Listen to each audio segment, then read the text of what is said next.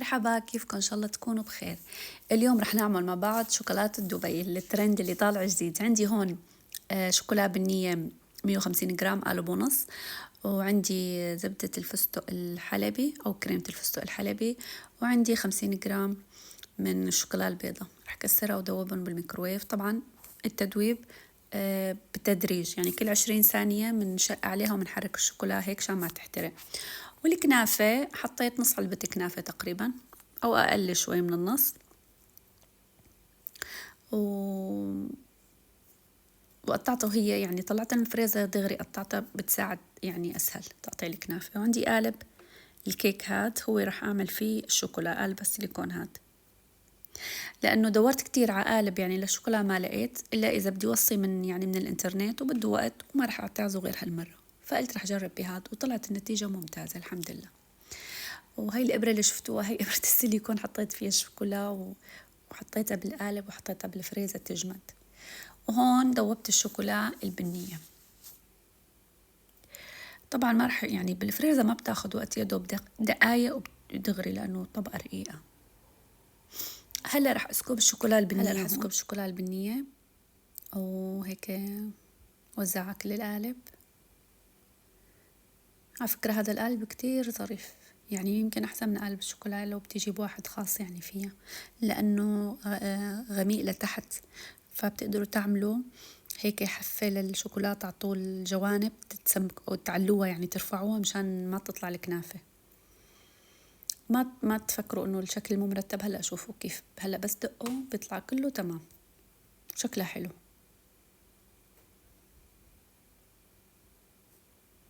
شغلتها كتير سهلة، يعني أكتر شي يمكن أخد وقت، أكتر شي أخد وقت هو الكنافة، بس الشوكولا دغري بس إنه نحطها بالقالب حطها بالفريزر ما بدها دقيقتين 3 تكون جمدت، لأنه طبقة رقيقة. هلا خلصنا أول طبقة شوكولا رح أحطها بالفريزر ونبلش. هلا بندقها بالأول، دقوها عشان نظبط الشكل، يعني ما يضل عندكم هيك فقاعات، لكم أحلاها. أخذت شكل القالب.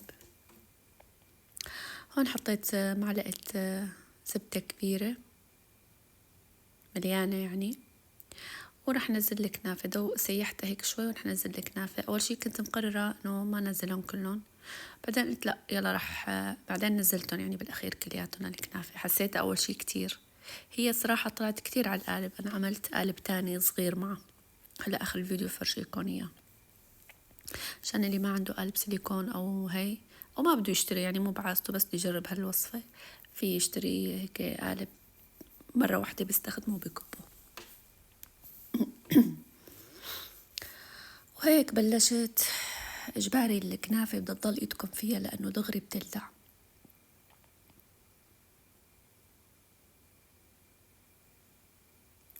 ضلوا تقلبوها لحتى تاخد لون الذهبي الحلو، بتصير مقرمشة طبعا.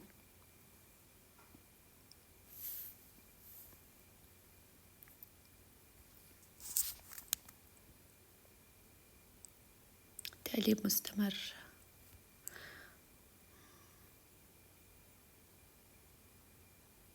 على فكرة هالوصفة يعني هالشوكولا كتير طيبة.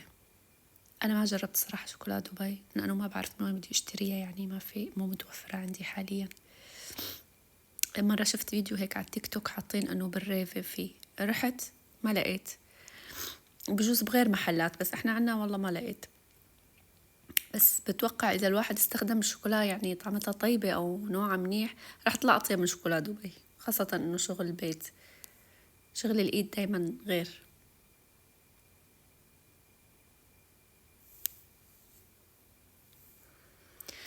هون بلشت تاخد لون، شوفوا ما أحلاها صارت. وعلى فكرة بس هيك بس حمصتها يعني حسيتها إنه كشت ما ضل كتير، يعني مو مثل من أول ما حطيتها. هلا دغري رح أضيف عليها كريمة الفستق الحلبي، ما رح أغير الطواية أو القلاية، رح خليها فيها. حطيت أول شي معلقتين وهلا رح أحركن. ليش؟ لأنه الكريمة سميكة، فخليتها أنا بالقلاية هاي السخنة مشان إنه تدوب هيك شوي وتلزق بالكنافة. رح أزيد بعد معلقة أطيب خليها تتنغنغ.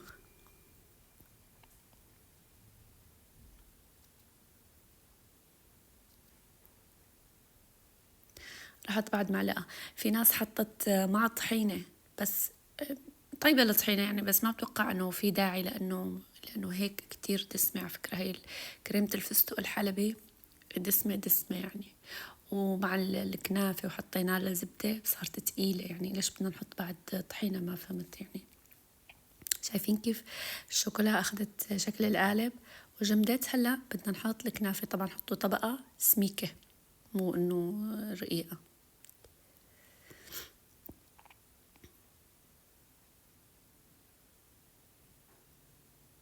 بوزعهم.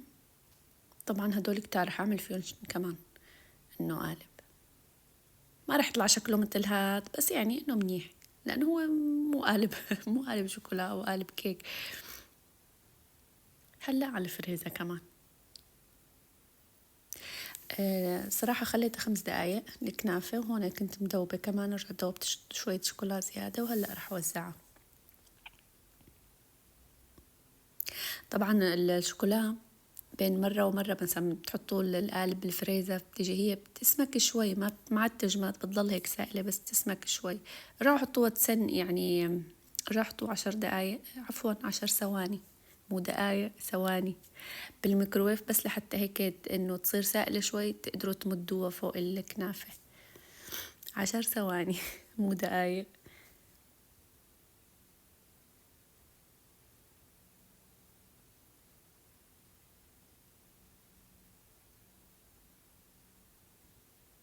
شايفين هيك موزعة، لأني عملت الأطراف عليتها ما عذبتني يعني دغري، بس حطيت على الوش كلها.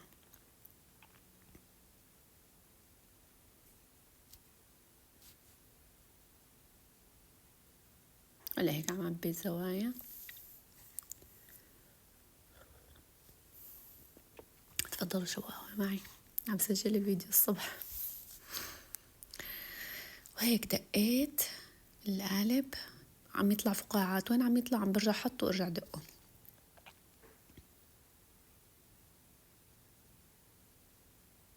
شوي في محلاها وهلا على الفريزر. طبعا حطيتها كمان شي 5 دقايق. هذا الحكي كله بالليل، انا لازم خليتها للصبح بالفريزر، بس انا انه بدي فرجيكم الفيديو. ما احلاها طلعت، بس شو هي الشوكولا بسرعة بتدوب. رح اجيب وقلبها وفرجيكم اياها ما احلاها كيف صارت. جبت الصحن هون عشان نزعدني شوكولا. طبعا انتو فيكن القالب تزبطوا مثلا تشيلوا هدول الاحرف الزوايا اللي على الاطراف الزايدة، بيطلع معكم القالب شغلة. شايفين هاي زيادة مثلا، انا حاول بعدين قلت خلص رح اخليهم شوكولا، ليش بدي اشيلهم. شايفين ما احلاها وسميكة كيف حلوة. هلا جبت هاي الورقة رح لفها ورجعت حطيتها بالبراد لتاني يوم، مو بالفريزر، حطيتها بالبراد. الصراحة لأنه ابني كان نايم، تعرفوا كان مدرسة. هدول اللي بقوا عملتهم بهذا القالب كمان فيكن يعني، مو شغلة إنه اختراع. شايفين طلع حلو كمان، مو سيء، بس انكسر شقفة صغيرة منه، أنا السبب يعني، أنا دقيته لأنه. بس فيكن تعملوا بهاي القوالب وتكبوها إذا يعني مو متوفر عندكم قالب سيليكون أو قالب كيك أو أي شيء. كمان هي رح لفها حطها بالبراد لتاني يوم، لأنه ابني قال لي ماما إنه لا تفتحيه قبل ما يجي من المدرسة. قلت له ماشي. هاي هون صرنا تاني يوم، ليكم هالمنظر شو حلو ظريف، وفعلا الطعمة كتير طيبة. وأنا عم بعمل مثل الترند، بس طبعا أنا خافية الصوت لأنه الكل عم يحكي سوا. شوفوا محلاها قديش سميكة ومرتبة، والله طيبة بس هي عن جد دسمة. إذا عجبتكم وصفتي لا تنسوني باللايك وبالاشتراك، وبحبكم كتير وسلام.